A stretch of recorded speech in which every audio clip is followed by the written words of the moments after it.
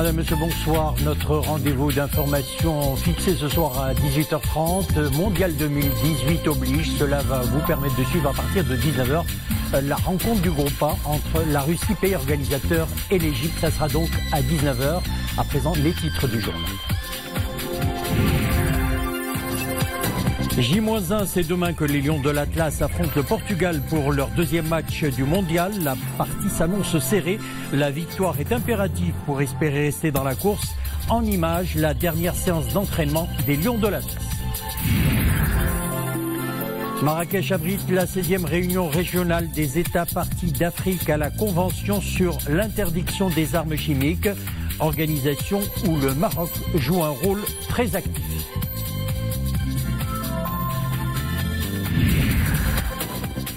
Et puis nous irons en fin de journal faire un petit tour du côté de Seydiga. L'offre touristique se renforce avec la création de nouvelles unités hôtelières.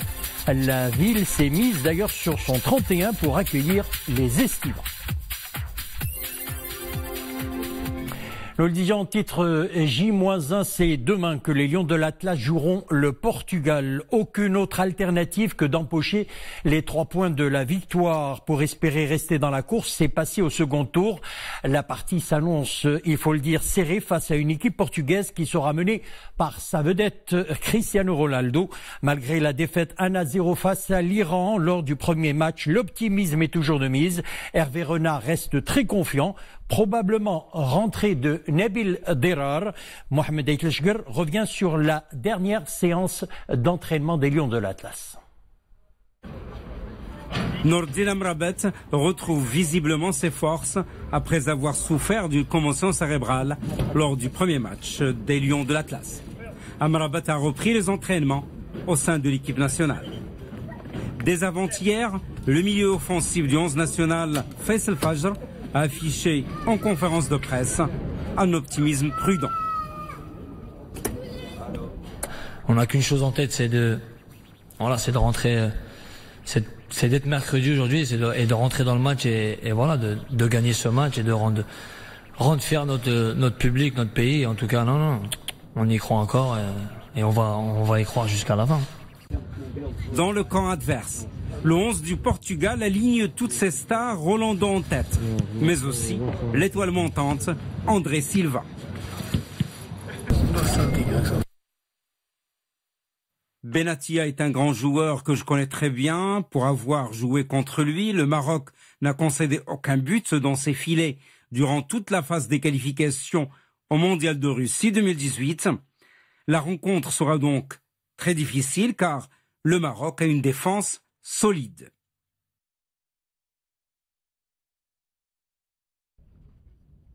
Cet après-midi, la sélection nationale s'est entraînée au complet. Nordin Amrabat pourrait prendre son poste demain face au Portugal. Nabil Dirar est prêt lui aussi à 100%. Seul Marwan Dacosta est toujours légèrement blessé. Et puis dans le groupe H, et vous l'avez suivi sur votre petit écran, à 10-11, la Colombie a craqué face au Japon. Expulsé à la 3e minute de jeu, Sanchez a offert un penalty aux Japonais en infériorité numérique. Les Cafeteros se sont donc inclinés 2-1. Autre rencontre du groupe H, Pologne-Sénégal. Les Sénégalais se sont imposés 2-1 après avoir mené 2-0. Et nous le disions en titre tout à l'heure, dans le groupe A, la Russie, pays organisateur, affrontera ce soir donc à 19h, l'Égypte, c'est dans un peu moins de 30 minutes. Vie parlementaire, la Chambre des conseillers a tenu cet après-midi une séance plénière consacrée aux réponses du chef du gouvernement aux questions relatives à la politique générale. Séance consacrée à l'examen des accords de libre-échange et leur impact sur la balance commerciale et la compétitivité des petites et moyennes entreprises. La séance a été consacrée également à la politique générale relative au développement des langues et des expressions culturelles nationales.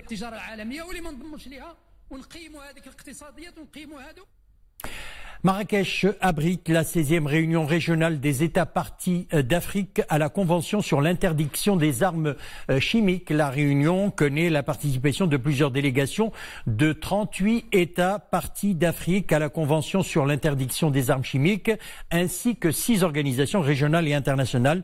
Le Maroc joue d'ailleurs un rôle très actif au sein de l'organisation. Nisrina Ouzdar. Cette rencontre régionale porte sur le rôle des services gouvernementaux dans la mise en œuvre de la Convention sur l'interdiction des armes chimiques. Les participants y examinent les moyens de renforcer les contrôles douaniers afin de mieux lutter contre les armes chimiques. Parce que les produits chimiques au niveau de la douane, s'ils ne sont pas bien contrôlés, ça laisse la place au terrorisme, qui est un mot qui, pour l'Afrique ces derniers temps, pose des problèmes au niveau des frontières. Et donc l'OSCE a bien fait pour avoir organisé cette conférence et nous espérons que la rencontre de Marrakech va donner de bons résultats. La Convention sur l'interdiction des armes chimiques est un traité international qui interdit à ses États parties de développer, produire, mettre au point, acquérir, stocker, détenir ou transférer des armes chimiques. Avec ses différents partenaires africains, le Maroc joue un rôle actif au sein de l'Organisation pour l'interdiction des armes chimiques dans le continent africain. Le Maroc occupe une place de leader au niveau continental et cela dans différents domaines. Cette rencontre témoigne d'ailleurs de l'excellence de la coopération du Royaume avec les pays africains frères sous la conduite éclairée de Sa Majesté le roi Mohammed VI. Cette coopération ne concerne pas uniquement les thèmes traditionnels, elle est désormais axée sur des sujets plus techniques comme celui de la lutte contre les armes chimiques. Le Maroc a été récemment réélu pour un nouveau mandat de 2 ans pour la période 2017-2019 au sein du Conseil exécutif de l'Organisation pour l'interdiction des armes chimiques où il a siégé au nom du groupe africain pendant 19 ans.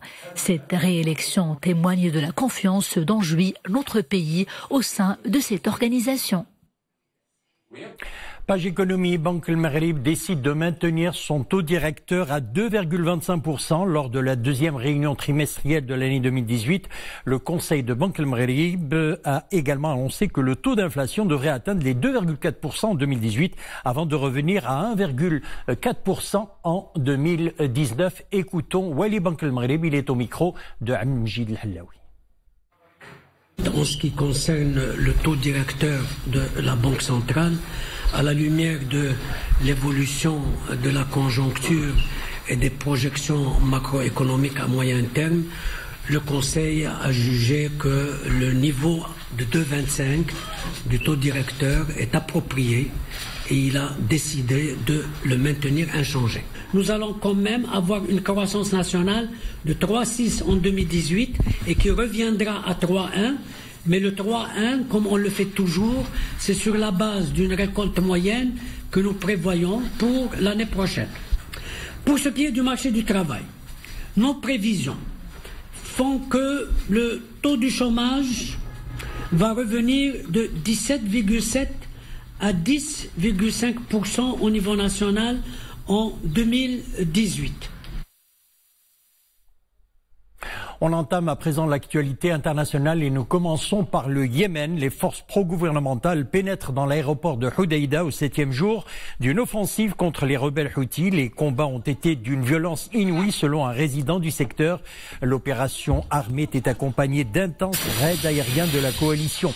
Les rebelles Houthis avaient édifié des tranchées et des monticules de sable dans l'hypothèse de combats urbains. Environ 32 000 personnes ont dû quitter leur maison dans toute la province depuis le 1er juin, dont environ 3 000 dans la ville de Hodeïda. Le président nord-coréen rencontre le président chinois à Pékin en visite de 2 jours dans la capitale chinoise. Kim Jong-un a fait le point lors de son entretien avec Xi Jinping sur sa rencontre historique avec le président américain Donald Trump. Le président chinois a réaffirmé les liens d'amitié entre son pays et la Corée du Nord. Il a également salué les efforts de Kim Jong-un en vue de la dénucléarisation de la péninsule coréenne et assuré que Pékin continuerait à jouer un rôle constructif en faveur d'une paix durable dans la région. Et puis au Nigeria, une série d'attaques suicides fait plus de 40 morts, des attentats suicides à l'explosif suivis d'attaques à la grenade. Les attaques ont été perpétrées par 6 fillettes âgées de 7 à 10 ans au moment où les habitants étaient rassemblés à Damboa, au nord-est du pays, pour célébrer la fin du Ramadan. Peu après, alors qu'une seule foule, plutôt qu'une foule, s'était précipitée sur les lieux des explosions, des terroristes du groupe Boko Haram ont tiré des roquettes et des grenades sur la foule, faisant de nombreuses victimes. Depuis 9 ans, on dénombre 20 000 morts et plus de 2,5 millions de déplacés dans la Richou. Retour chez nous, la destination est synonyme de tourisme de nature dans sa dimension la plus pure. Elle offre des paysages d'une valeur et d'une beauté inestimables. Vous devinez, il s'agit d'Ifrane, destination touristique par excellence. Sources, lacs et rivières font le bonheur des estivants en cette période où le thermomètre a pris quelques degrés. Reportage Ahmed Fadeli, Nisrine Al-Hamdaoui. Vous parcourez 4 kilomètres depuis la ville d'Ifrane et vous voilà à Ain Vittel, au milieu d'un site verdoyant et très apaisant. Un coin paradisiaque qui respire le parfum des végétations et qui donne à entendre la symphonie de la nature. Un vrai régal pour les sens. Je suis venu de Ouarzazate, fuyant la canicule pour profiter du bon temps ici à Ifrane. Cette ville est connue pour ses cascades. C'est pour cela que j'y suis venu en compagnie de ma famille.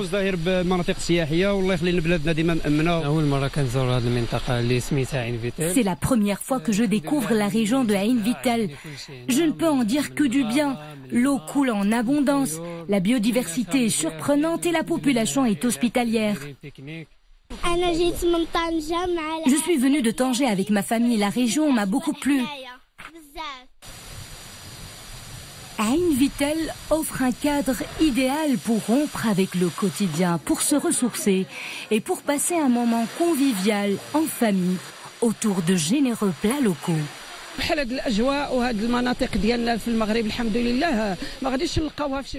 Ce décor, vous ne le trouverez nulle part ailleurs. J'incite les gens à préserver ce patrimoine naturel qui enivre l'âme et apaise notre esprit.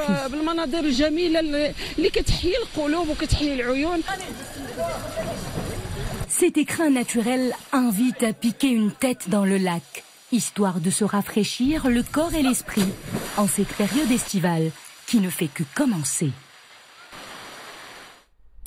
La destination est également très prisée en cette période de vacances. L'offre touristique de la station balnéaire de Saïdia se renforce d'année en année avec la création de nouvelles unités hôtelières. Une panoplie d'activités est ainsi offerte aux estivants. La ville s'est également mise sur son 31 pour accueillir les vacanciers. Reportage Rachid Latiabi, Mounia Marouche.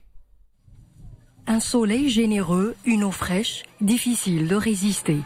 Nous sommes à Saïdia, la perle bleue qui attire les touristes, en quête de tranquillité et d'une ambiance familiale. Dans les différentes structures hôtelières, l'animation bat son plein. Je suis arrivé ici en vacances le samedi pour une semaine et jusqu'à présent tout se passe pour le mieux. Nous aimons beaucoup l'hôtel, nous aimons beaucoup le cadre de l'hôtel, le personnel. Tout est impeccable. C'est ma première journée ici, j'apprécie le temps qu'il fait. Le personnel de cet hôtel est très convivial. En plus, chaque jour, on nous propose des activités culturelles d'animation. Côté restauration, les hôtels mettent les petits plats dans les grands. Le personnel est aux petits soins pour satisfaire les convives.